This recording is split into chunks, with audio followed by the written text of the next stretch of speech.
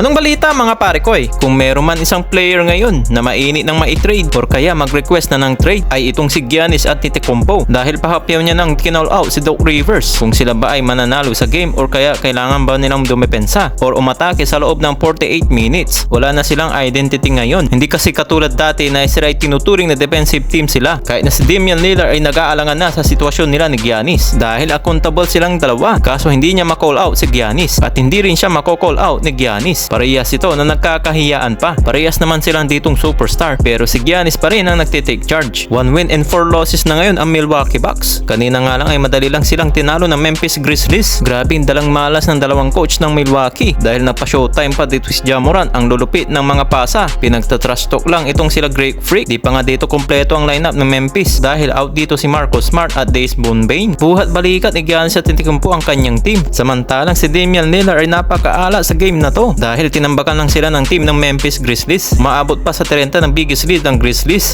Speed dribble, looking to attack, fading, banking and hitting. Anyari, dito na si Milwaukee. Mukhang may dalang malas yung dalawang coach sa Milwaukee. Kahit na sa final quarter, pinaglaro pa itong si Giannis. Kahit natambak ng malala itong Milwaukee. Pero sa huli, hindi na nakabalik dito ang Milwaukee. Panalo pa rin naman ang Memphis Grizzlies. Sa likod yan ang triple-double ni Ja Morant. 30 points naman ang ginawa ni Giannis Antetokounmpo. Kapag patuloy pa rin ang losing streak ng Milwaukee Bucks. At mismong si Giannis Antetokounmpo ang nagsabi na kapag hindi ito nag-improve, ay diretsahan na siyang magpapatrade. Meron ng mga team na nag-aabang para kay Giannis. Sa mga nakalipas na panahon lamang ay usap-usapan na nga itong si Giannis para sa Golden State Warriors. Dahil para sa Warriors ay sentro lang ang mukhang kinakailangan na nila. Dahil karamihan doon ay puro shooters na. Ang OKC Thunder ay isang rin magandang destinasyon. Dahil marami itong mga batang prospect. Medyo may challenge lang pagdating sa salary. May mga kailangan lang silang pakawalan para makuha si Giannis Antetokounmpo. Ang Miami Heat din ay nababanggit sa mga trades rumors na isa rin na possible na destinasyon ni Giannis. Dahil nga agresibo itong si Pat Riley pagdating sa mga trades. Laging laman ng rumors itong si Jimmy Butler. Kaya hindi malayo mapag-isip ang Miami na ma-trade na ito. Ang pinaka-setback lang para sa Milwaukee Bucks kung nagre-rebuild sila ay umiidad na rin itong si Butler.